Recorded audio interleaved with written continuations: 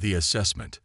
Admiral Travis Vile stood motionless on the command deck of the Imperial flagship Inexorable, his scaled hands clasped behind his back as he studied the blue-green world floating in the void before him. Earth, such a simple name for what would soon become the newest acquisition of the Arcadian Empire. "Status report," he ordered, his voice a low rumble that carried across the bridge. First Officer Mira stepped forward, her uniform adorned with the medallions of 17 successful planetary integrations. "The fleet is in position, Admiral. All 20 vessels are maintaining stealth configurations. The humans have detected nothing beyond their primitive orbital satellites." Travis nodded, satisfaction evident in his amber eyes. "Excellent. The preliminary assessment." Chief Intelligence Officer Lyra moved to the central projection console and activated a holographic display of Earth. "Sir, the humans appear to be a standard Class 3 civilization.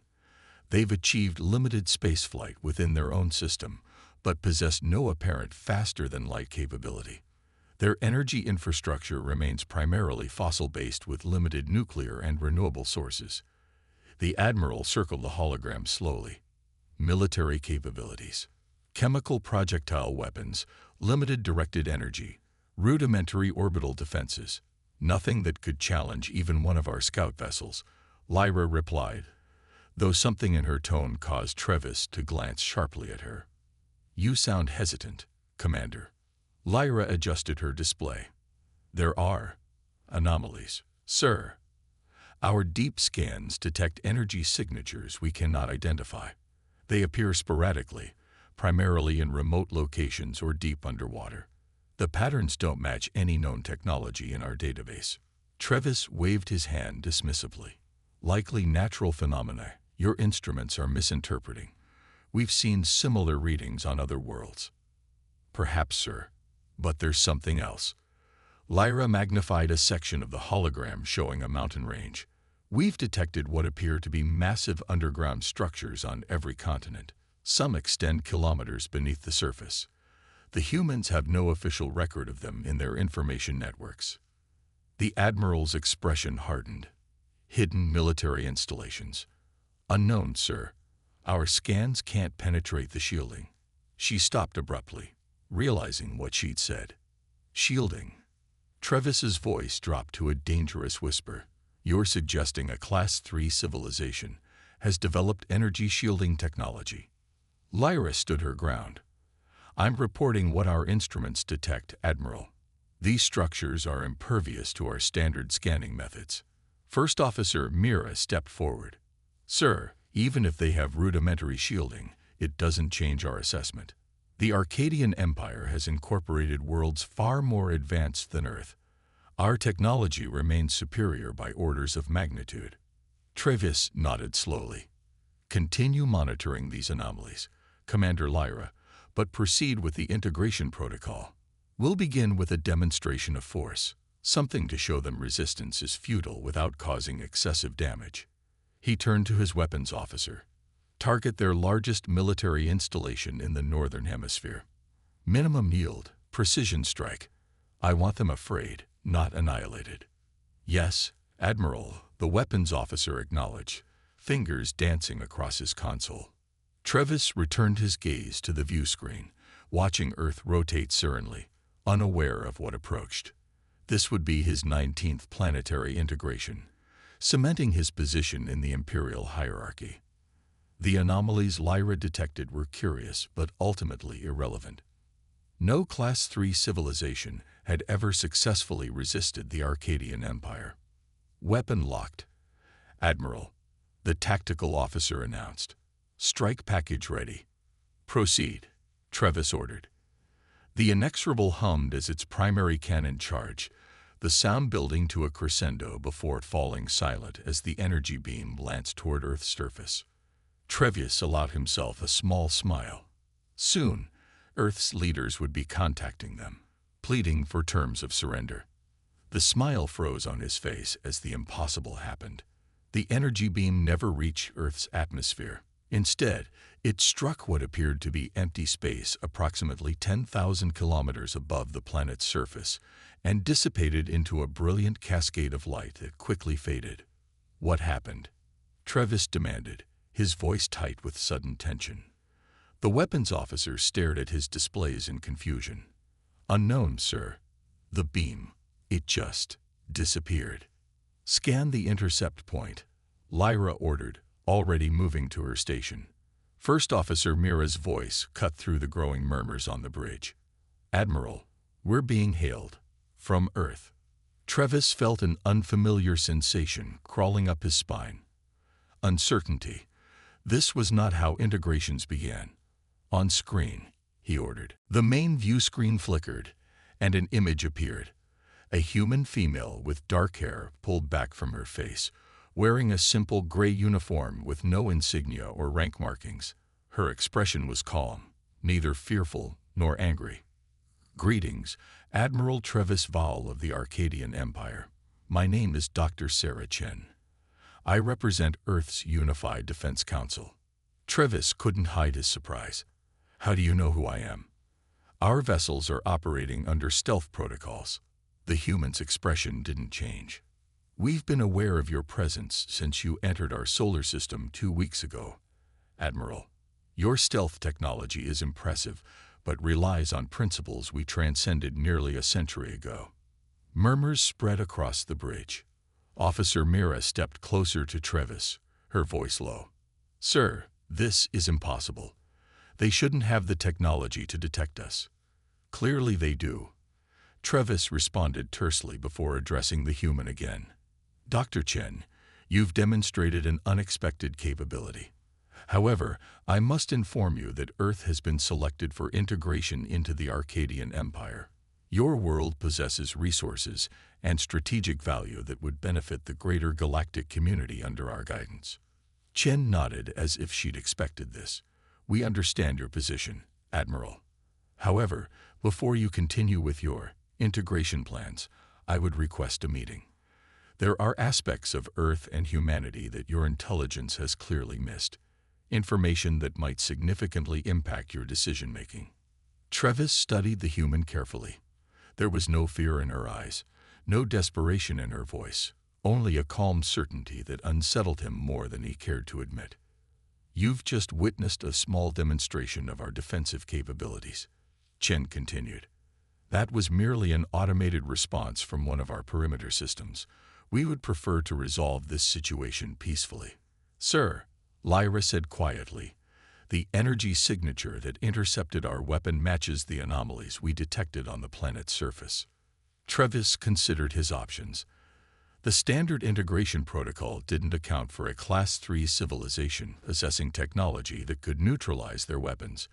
Yet everything else they'd observed about Earth confirmed their technological classification. "Very well," he said finally. "I will grant you an audience aboard the Inexorable.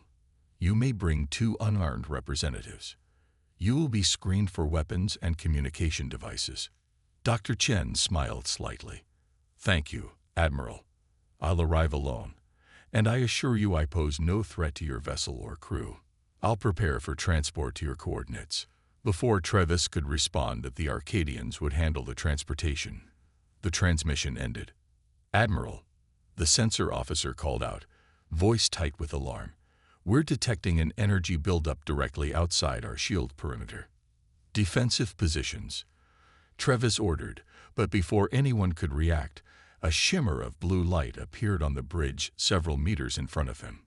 The light coalesced into the form of Dr. Sarah Chen, standing calmly with her hands loosely at her sides. She glanced around the bridge with interest, seemingly unconcerned by the weapons now pointed at her from every direction. "My apologies for arriving unannounced, Admiral," she said. "I thought it best to demonstrate another capability your intelligence missed." She gestured to the weapons trained on her.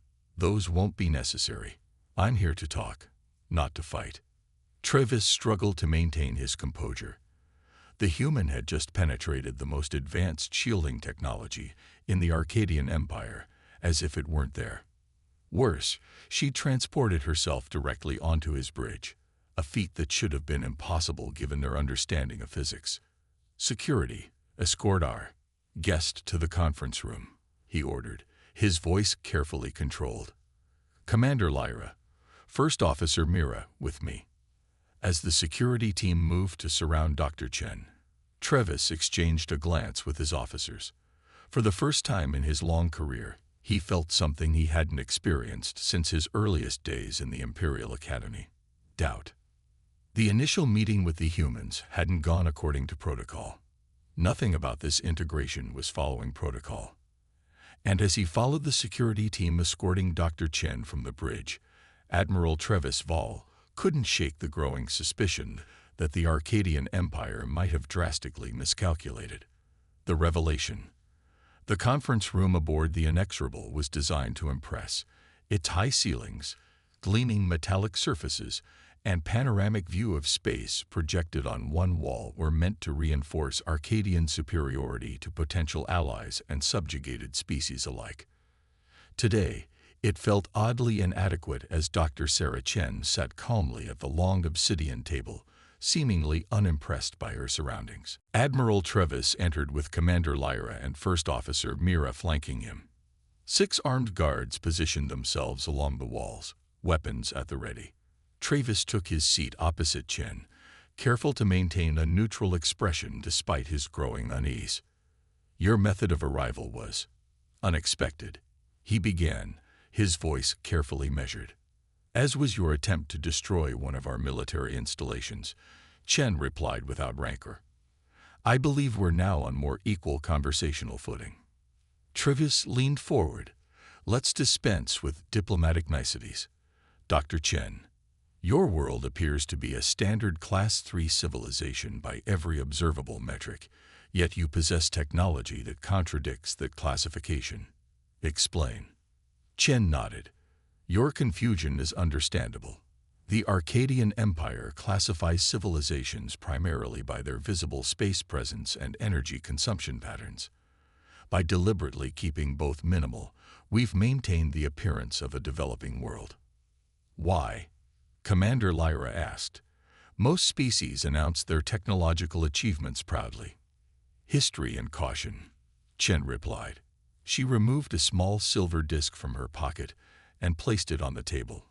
Before the guards could react, a holographic display materialized above it, far more detailed and stable than Arcadian projections. "May I?" Chen asked, gesturing to the display. Trevis nodded, curiosity overcoming protocol. The hologram shifted to show Earth as it appeared centuries earlier. 3 times in our history, humanity nearly destroyed itself, Chen explained. First, through global warfare using atomic weapons. The hologram displayed mushroom clouds rising over devastated landscapes. Then through environmental collapse. Images of flooded cities, massive storms, and barren farmlands flashed by. Finally, through an artificial intelligence event that nearly eradicated organic life entirely. The officers watched silently as the hologram depicted each catastrophe and subsequent recovery. Each time we approached extinction, we were forced to innovate in ways that other species, with more stable development paths, never needed to, Chen continued. When our resources dwindled, we didn't expand outward to claim new worlds. We learned to manipulate matter at the quantum level instead. When our atmosphere began to fail, we developed particle technology to restore it rather than seeking new planets to colonize. The hologram changed to show complex technological schematics that made Commander Lyra lean forward, her scientific curiosity evident. "Is this accurate?" she asked quietly. "It is," Chen confirmed. "What you're seeing is our dimensional phase technology, the basis for the defense system that intercepted your weapon and the transportation method I used to board your vessel." First Officer Mira scoffed. "You expect us to believe your species developed technology beyond anything in the known galaxy, yet chose to remain on a single world. Every intelligent species seeks expansion. Not every species learns from nearly destroying their homeworld 3 times, Chen replied. "We expanded, but inward rather than outward. Our population stabilized centuries ago. We learned to create abundance without exploitation." Trevis studied the human carefully. If what you claim is true, why reveal yourselves now? You could have remained hidden, observing the galaxy without interference. Chen's expression softened slightly. Because your empire's expansion has begun to threaten the fabric of reality itself. She adjusted the hologram to show a visualization of space near heavily traveled Arcadian trade routes. Strange distortions rippled through the seemingly empty void. Your faster-than-light drive technology creates microfractures in space-time with each jump, she explained. Individual fractures heal naturally over time, but the increased traffic from your expanding empire is causing permanent damage to the underlying structure of reality. Commander Lyra's eyes widened. Our scientists have detected these anomalies but classified them as natural phenomena. They're not, Chen said firmly.